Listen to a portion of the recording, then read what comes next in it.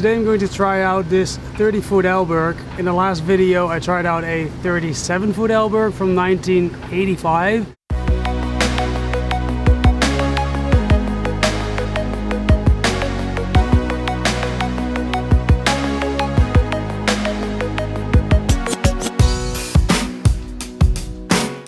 And very curious to see how this 30-foot Alberg, 7 feet smaller and 14 years older, as this one is from 1971, how it differs. 4 years ago I crossed the Pacific Ocean as a crew member on different sailing boats, going from Panama to the Marquesas Islands, French Polynesia, Tonga, Fiji and eventually New Zealand. I knew nothing about sailing before.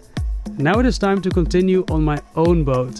It is really a coincidence that I'm checking out two boats of the same manufacturer.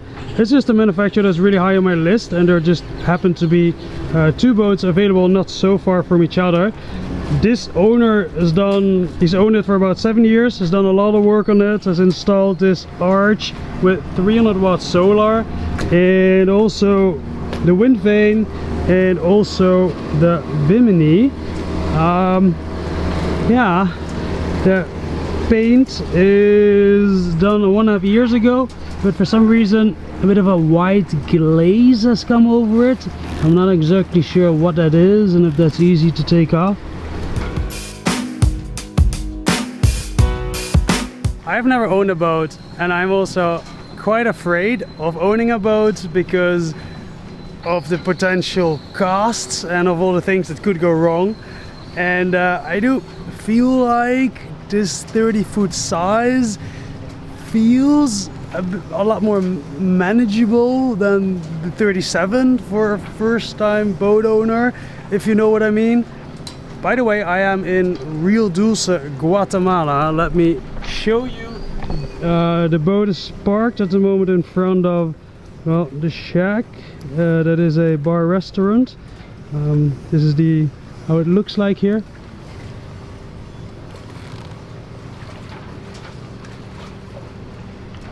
The boat's been on the market for quite some time. You know, Rio Dulce during COVID time is not really the first place you would go to buy a boat. The price has dropped substantially. Right now the asking price is $19,600 US. So let's go check out on the boat what I like and what I don't really like. So one of the big things that I don't like about this boat is that I can absolutely not stand up here when I'm behind the steering wheel, and at the 37 foot I could almost stand up. I am 1.85 m or 6'1". The cockpit has a really nice length for my size and for my length. There is more than enough space all the way stretched out to even sleep here if I wanted to. Most systems on this boat are manual. There is an autopilot. It's a small boat, so you only need a really simple small autopilot. Drives this belt, and this belt drives the steering wheel. The advantage of a small autopilot is that when it breaks, it's a whole lot cheaper to replace than one for a big boat. The owner of this boat is really good in details. Like for example, this lock looks original, but it's not. He put it in himself. And also here, he made this and put in hoses to spray down the deck. And the wind indicator is broken. When he hauled out the boat to paint the bottom, he did put a new depth meter in. The owner also had things like this made, which is a mosquito net.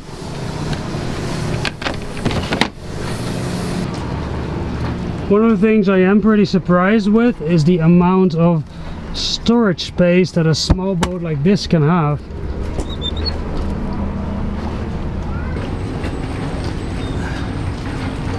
It's a little narrow at some parts of the boat.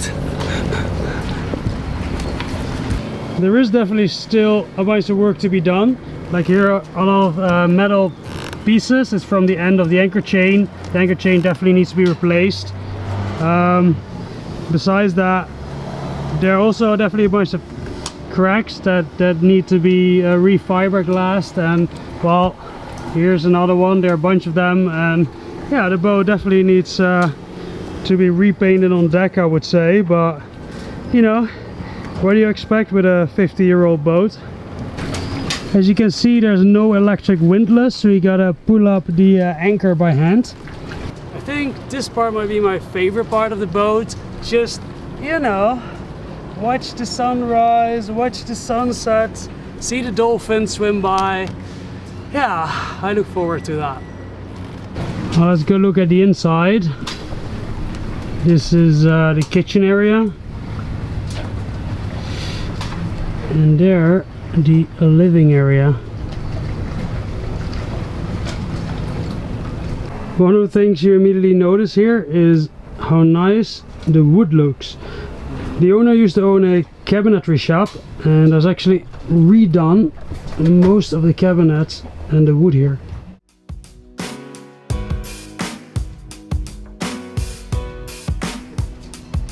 This is the kitchen area.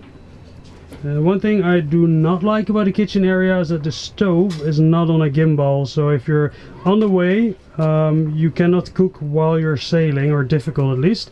There's a saltwater electric pump, a freshwater electric pump, and the fridge actually broke a while ago and he put in this fridge because apparently it's more energy efficient. One of the big space differences with a 37 foot is that on this 30 foot, this is it.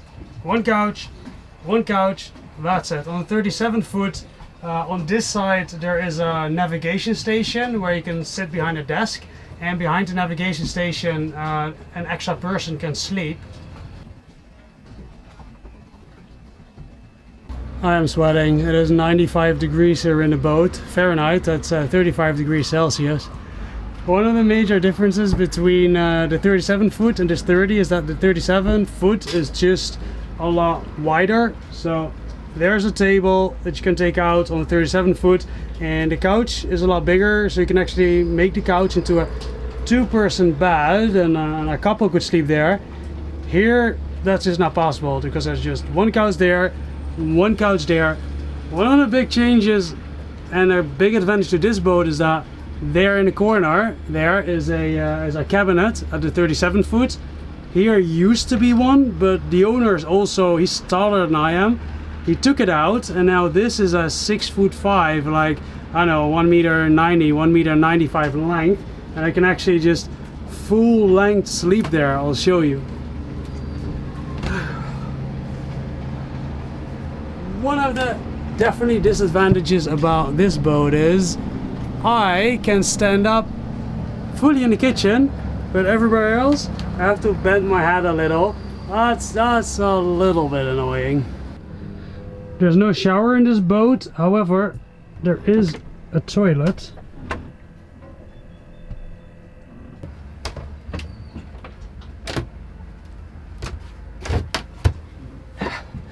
Now I'm not entirely sure what I should say about the toilet situation here. I have to sit with my feet in the living room of the boat in order to sit on the toilet. So let's just say that if you sail on this boat with someone else, that you better be pretty close together.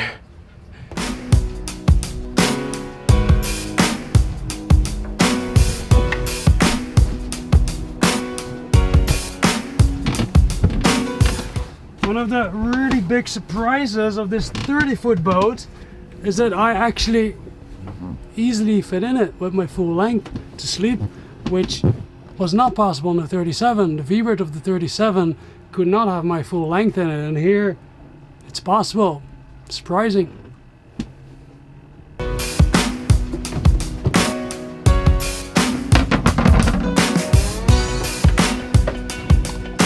This is a Westerbeke Universal 20 horsepower engine. The owner admits that he does not know anything about engines, and you can definitely see that it's very poorly maintained, and that is definitely, well, some of the question marks I have and need to have a bit of luck with, that there are no big issues with. It is, however, less than 10 years old, even though you wouldn't say that when you look at it. One of the things that give me faith in this engine is that it does start immediately every single time you try to start it. That's it. The 37-foot Alberg has very little space compared to a 37-foot boat that's built in the recent years. Like that, also this 30-foot boat also has very little space for a 30-footer if you compare it with more recent 30-foot boats. However, what you get back for that is a very seaworthy boat for a very reasonable price. And one of the other things, what I do really like about this 30-footer is, for an example, let's say everything goes wrong and your engine totally breaks, then this is a 20 horsepower engine. To buy a brand new Yanmar, which is one of the top brands, brand new Yanmar 20 horsepower engine, it's going to cost you about $4,500. While for the 37-foot boat, that actually originally has a 27 horsepower engine in, but that's underpowered, so they advise you to put a 40 horsepower in if you ever have to replace the engine. That engine cost $7,500, so that's $3,000 more. So there are definitely things that I take into consideration to make sure that I can do what I want to do, which is cruising and not being stuck somewhere because my boat is broken and I don't have money to fix it. I really like both boats. If I look at comfort, the 37 definitely wins, even though I would have to lengthen the beds a little bit to sleep in it with my length. However, financially, this 30er definitely wins, and maybe this is just enough, you know. Yeah, what would you do? I just came off the phone with Yves Galinas. 30 years ago, Yves Galinas sailed around the world on an Alberg 30, the same boat I'm looking at, and I found an interview of him on the internet, and then I looked a little bit further and I found his phone number, and I'm like, let's just try to give him a call. And he picked up immediately, and yeah, we had a really long conversation. He is in his 70s now, and I asked him questions like, would you do it again right now on the same boat, or better, would you advise me to do it on the same boat? And he gave me like a lot of good suggestions about things, small things that he changed to make the boat even stronger for when you would get in heavy weather. And also asked him, would you do it, because he did it mostly solo, would you do it on the same size boat with a life partner? And he told me, yes, it is. You can easily do it with a life partner, but you have to love each other just a little bit more than when you would do it on a boat that is 10 feet bigger. And yeah, he said like, yeah, if you buy the boat, call me anytime if you have questions. So yeah, after this conversation, I am pretty confident that this is a right type boat for me. Dallas is leaving. They've been here for 3 days at Marina. We've been out for dinner last night.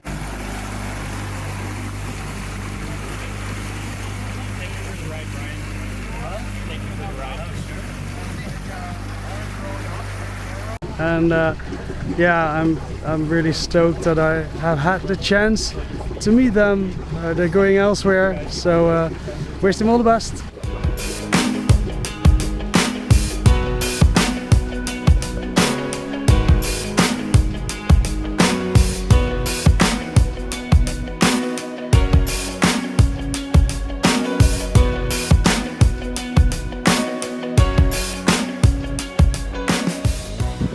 So the first night when sailing vessel Dallas arrived at my dock, I tried to talk to Brian, but he was pretty busy. I kind of also think that a lot of people, you know, want to talk to them.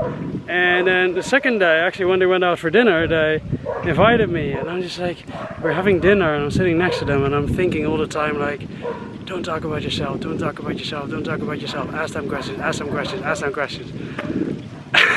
And yeah, that's what I mostly did. And then when they asked me a question, I'm like, don't keep it too long, ask them. You know, because it's more polite to ask other people questions than just talk yourself the whole time. And then I drank too much, and then the morning after I was thinking, how did the end of the evening go? Did I talk a lot myself? I'm actually not sure anymore. Anyway, that being said, I'm probably really insecure, which I am, but it was just so awesome just having met them. It's just, yeah, wanted this for such a long time. A big thanks to my patrons who make it possible for me to keep making these videos. If you'd like to become a patron too, check out the link.